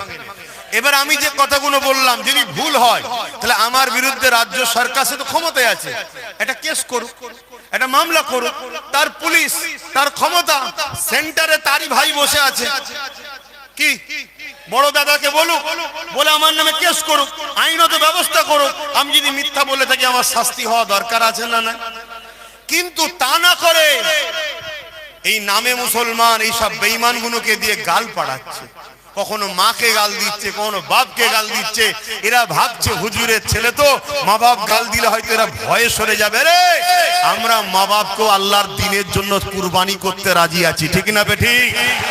এ দিন আমাকে শিখিয়েছে, মা আমাকে কোলে শুইয়ে শিখিয়েছে, এ বাপ আমাকে শিখিয়েছে যে বাপ মার পায়ে বা মায়ের পায়ের তলায় জান্নাত, কিন্তু আল্লাহ রসুলের আগে বাপ মা নয়।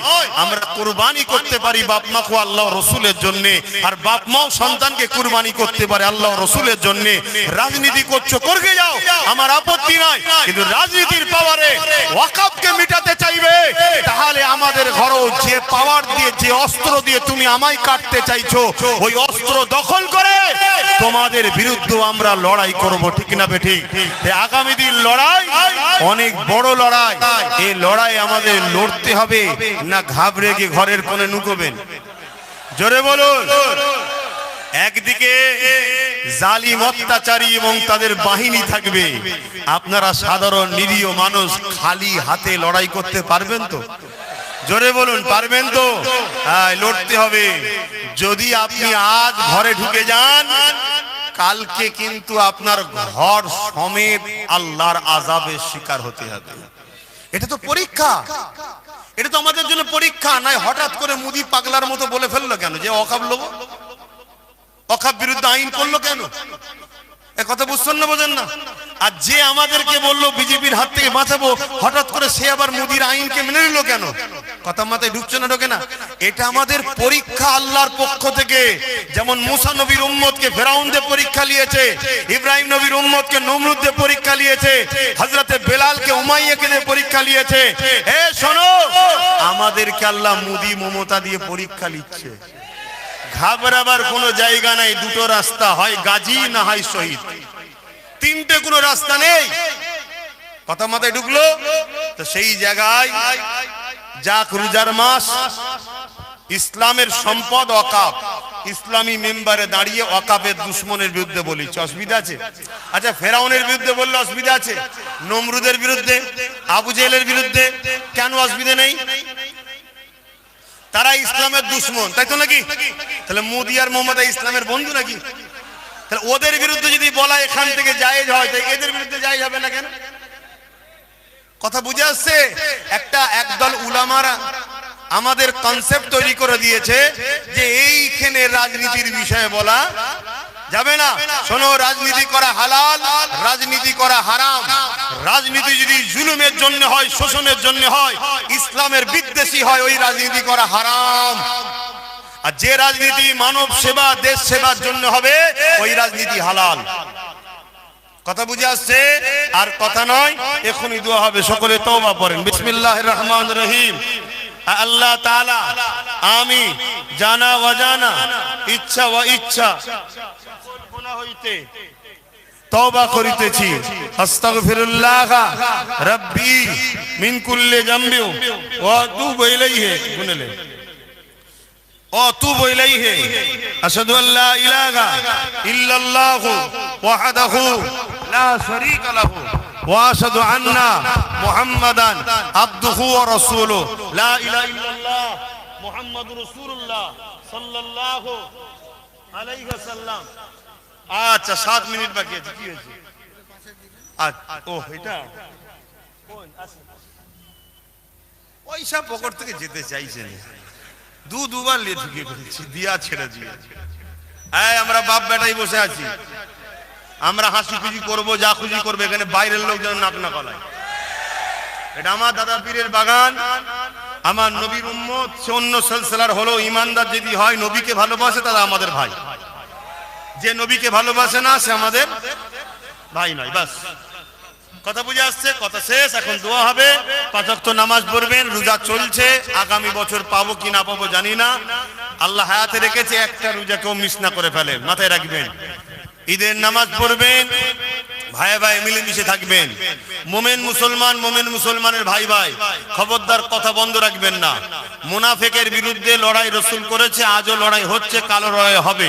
মুনাফিককে কখনো দরদ দেখাতে যাবেন না। কথা বুঝে আসছে? মোমেন মুসলমান, মোমেন মুসলমান ভাই ভাই। মুনাফিক আর মোমেনের পার্থক্য কি? একটা ছোট্ট মোনাদি যাচ্ছি। মুনাফিক সেই ব্যক্তি সব বিষয়ে কথা বলবে, দিনের ব্যাপারে কথা বলবে না। কথা বুঝছেন? মোমেন সেই ব্যক্তি সব বিষয়ে কথা যেমন বলবে, দিনের ব্যাপারে আরো বেশি করে কথা বলবে। কথা মাথায় থাকবে, দিনটা তার কাছে আগে। চলো, সংসার, পরিবার, সন্তান, চাকরি বাকরি, দেশ, রাজ্য সবটাই আমাদের প্রয়োজন আছে, কিন্তু আল্লাহ রসুলের আগে কেউ নয়। এটা মাথায় রাখবেন। আসেন আমার আম্মা বোনেরা, ছেলের কথা, হ্যাঁ কিছু বলবেন? ছেলের কথা, ভাইয়ের কথা মাথায় রাখবেন। সামান্য ভিক্ষায় যেন বিক্রি হয়ে যাবেন না। আমি আপনার পীরের আওলাদ বলে যাচ্ছি, যে সাগর এই চোরেদের ঘরে দিয়েছেন, ওই সাগর যদি কখনো আল্লাহ নবী বংশের আওলাদ আমার ভাইয়ের হাতে দায়িত্ব দেয়, আমি আপনাদের ঘরে কথা দিয়ে যাচ্ছি, ইনসাফ অনুযায়ী আপনাদের অধিকার এবং আরো বেশি আপনাদের পাওনা, সব পাওনা মিটানো হবে। কিন্তু দায়িত্ব কে দেবে? আমি আল্লাহর কথা বলেছি, আপনাদের কথা বলিনি। কথা বুঝে আসছে? কেন আল্লাহ চাইলে মরাকেও জিন্দা করতে পারে, তো নওশাদকে সিএম বানাতে পারে না কে বলে? আল্লাহ যদি চাই। এবার এই কথা যে কেউ যদি ইনকার, তুচ্ছ-তাচ্ছিল্য করে, মূলত সে আল্লাহর পাওয়ারের উপরে সন্দেহ দাবি করছে। আমি কোন মানুষের কথা বললাম না, না, আল্লাহ যদি দেয় কখনো। আসেন, আল্লাহুম্মা আমিন, আল্লাহুম্মা আমিন। আয় আল্লাহ, হাবিবের খাতে রহমত করে দয়া করে রোজার মাস। আয় আল্লাহ, এই মাহফিলকে আপনি কবুল করেন। বাৎসরিক এই মাহফিল হয়, এবছর রোজার মাসে পড়েছে, রোজার মাসে হচ্ছে। ভাইয়ের আমাকে দাওয়াত করেছে, আল্লাহ দিনের পক্ষে কথা বললাম। শত শেষে আজ যে আপনার ওয়াকাফকে ধ্বংস করার যে ষড়যন্ত্র আজকের ফেরাউন, আজকের জালিম অত্যাচারীরা করছে, তাদের বিরুদ্ধে দুটো কথা সজাগ করার জন্য, মানুষকে সংগঠিত হওয়ার জন্য বুঝালাম। আল্লাহ আমার উভয় কথাকে আপনি কবুল করে নিন। আল্লাহ এসব মিলিয়ে রহমত করে সব দেন। আমার পূর্বে আমার ভাই আলোচনা করেছেন শাহ সিদ্দিক আল কুরাইশি, তিনার কথাকেও কবুল করেন। রহমত করে সব দেন। আমার নূর নবীর দরবারে সব পৌঁছে দিন। হুজুর আব্বা জান, আম্মা জান, পরিবার, সাহাবা, সাহাবিয়া, চার পিরানে পীর, চার ইমাম হুজুরদের রূপকে সব পৌঁছে দিন। तमाम নবী, সিদ্দিকিন, সুহাদা, সালেহ, আরিফ বিল্লাহ হুজুরদের রুহে সব পৌঁছে দিন। হে আল্লাহ, আমাদের প্রত্যেকের পীর ও মুর্শিদ মুজাদ্দুজ্জামান দাদা হুজুর রূপকে সব পৌঁছে দিন। আল্লাহ সুলতান হিন্দ গরিব নওয়াজ খাজা মঈনুদ্দিন চিশতি আজ সবখানা পৌঁছে দিন। হে আল্লাহ, এই আমাদের এই ভাঙরের জমিনে শুয়ে আছেন সুলতান আসগর আলী হুজুর রূপকে সব পৌঁছে দিন। হারুয়া জমিন আব্বাস আলী সবখানা পৌঁছে দিন। ক্যানি আল্লাহ গাজী সাহেব হুজুর রূপকে সবখানা পৌঁছে দিন। মস্তান মঞ্জিল হুজুর রূপকে সবখানা পৌঁছে দিন। বড় মৌলানা বশির আল্লামা হুজুর রূপকে সব পৌঁছে দিন। দাদা হুজুর যত খলিফা উলাদ হুজুরদের রুহে সব পৌঁছে দিন। আল্লাহ, এই ভাঙরে অনেক দাদা হুজুরের আলেম উলামা চলে গেছে, তখন রূপকে সব পৌঁছে দিন। আজও যারা বেঁচে আছে নেক হায়াত দারাজ করেন, দাদা সিলসিলা তথা দিন ইসলামের খেদমত করার তৌফিক দিন। আমরা যারা হাত তুলি, আমাদের মাই মুরব্বী যারা চলে গেছে জান্নাতি করে দিন। যারা বেঁচে আছে নেক হায়াত দারাজ করুন, দিন ইসলামের উপরে কায়েম রাখুন।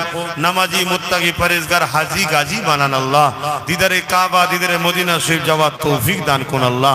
রোজাদার দিল্লি হাত তুলেছি, রোজা অবস্থায় হাত তুলেছি আল্লাহ। আমার ভাই নওশাদকে আপনি কামিয়াবি দেবেন আল্লাহ। জালিমদের ঘর আপনি ধ্বংস করে দিন আল্লাহ।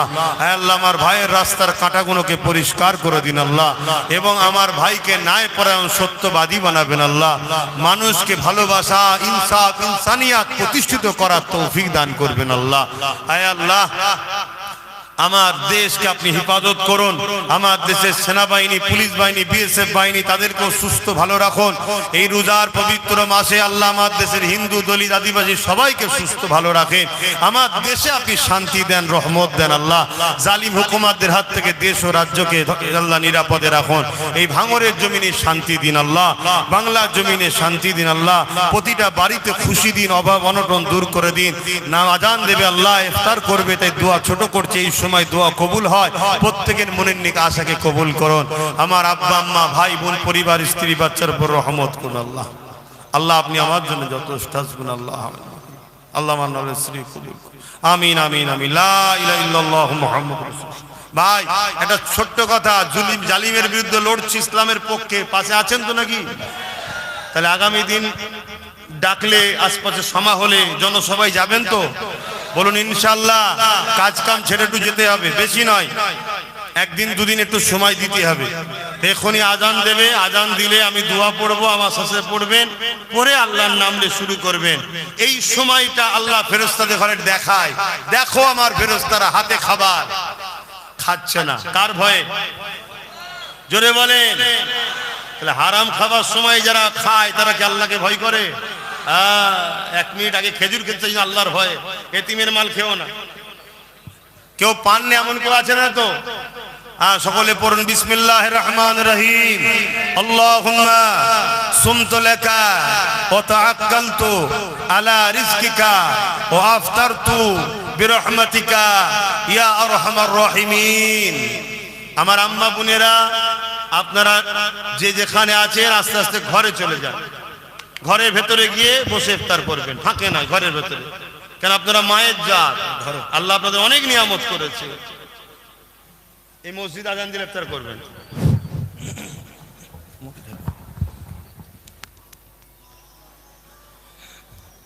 আল্লাহ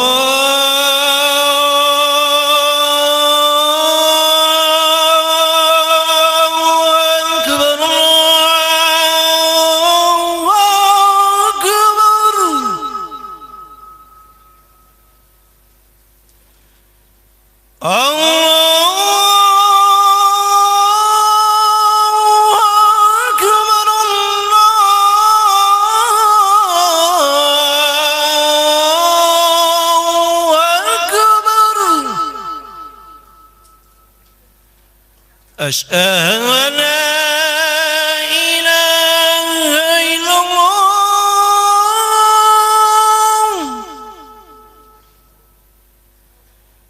أشهد أن لا إله إلا الله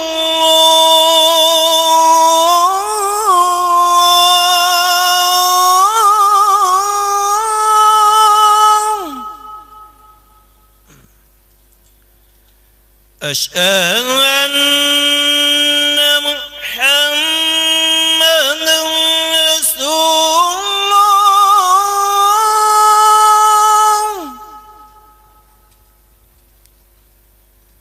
أشهد أن محمدا رسول الله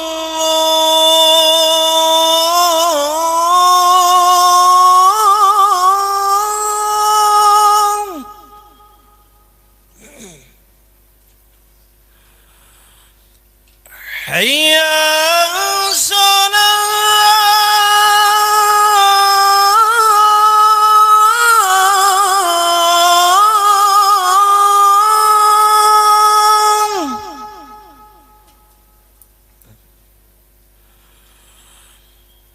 حي على الصلاة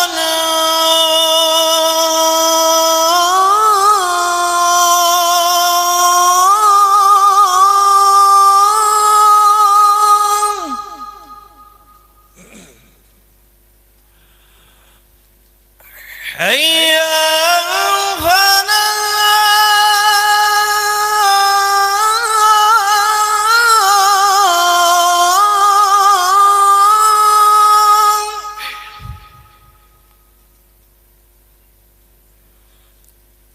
حي على الفلاح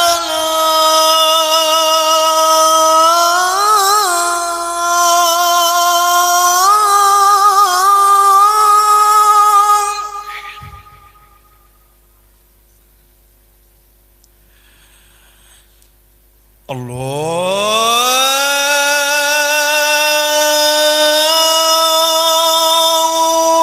أكبر الله أكبر لا إله إلا الله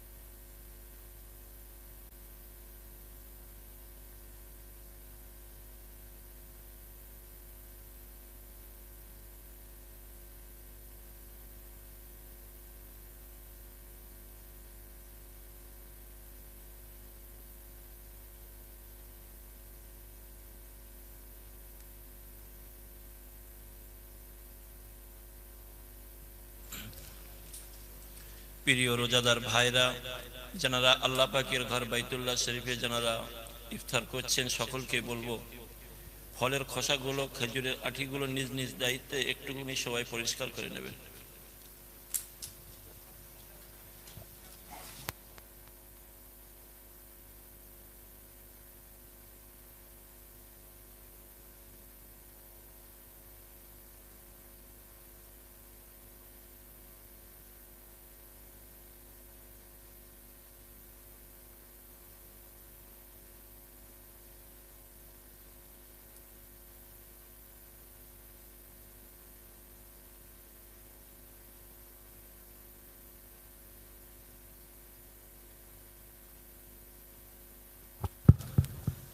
আপনারা আস্তে সুস্তে ইফতার করবেন। আল্লাহ রোজাদারদের জন্য অনেক সুযোগ সুবিধা দিয়েছে। ইফতারের সময় আছে, নামাজেরও সময় আছে। তাড়াহুড়ো করতে গিয়ে এমনি সারাদিন না খেয়ে আছেন, গলায় জড়িয়ে গেলে আর বিপদ হয়ে যাবে। আস্তে আস্তে খেয়ে নামাজ আদায় করবেন। আমাদের এই ভাই যে বাপি আছে, ও একটু শখ করে চাষ করে বাড়ি নিয়ে যাবে, কথা বুঝে আসছে।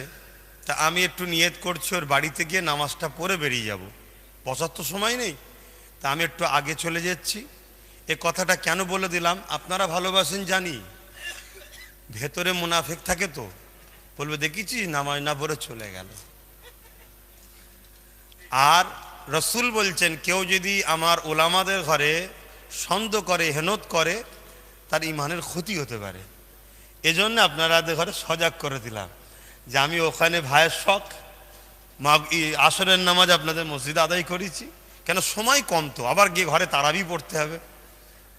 তো ওইখানে গিয়ে নামাজটা পড়বো মাগরিবের, পরে আমি চলে যাব।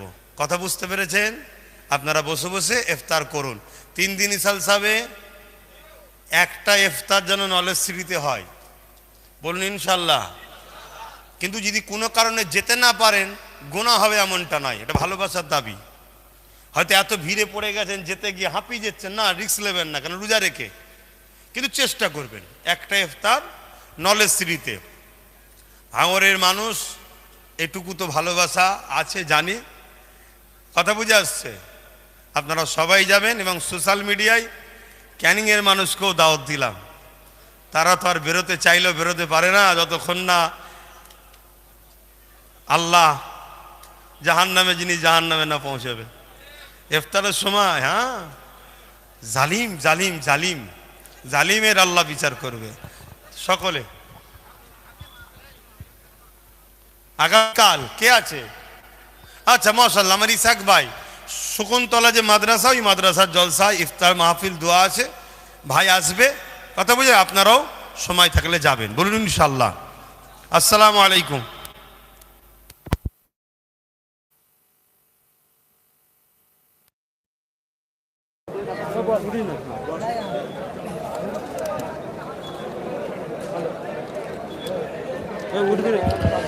আপনারা রাস্তাটা ক্লিয়ার করে দেন।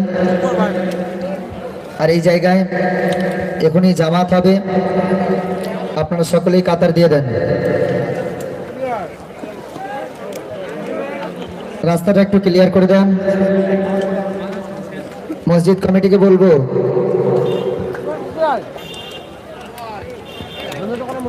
ওই জায়গাটায় লাইট নেই, হয়তো একটু অসুবিধা হতে পারে, সেইভাবে নিয়ে যাও।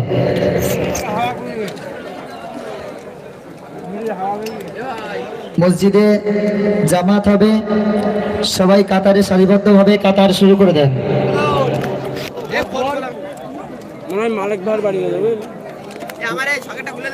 বক্সের মাইকে, মসজিদের যে মাইক আছে সেই মাইকেই জামাত হবে। পেছনে একজন যদি মোকাব্বির হও, তাহলে এই পেছনের কাতারের মানুষগুলো নামাজ পড়তে সুবিধা হবে।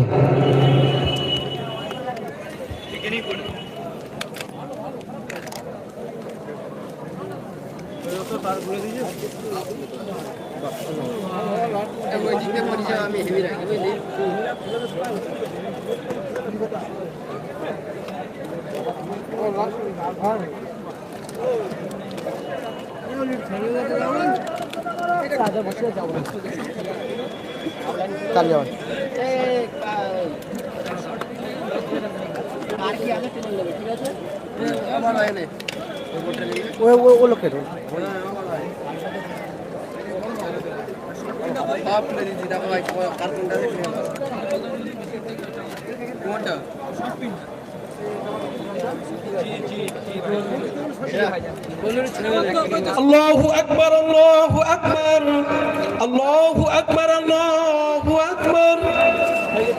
Ashhadu an la ilaha illallah, ashhadu an la ilaha illallah, ashhadu anna Muhammadar Rasulullah, ashhadu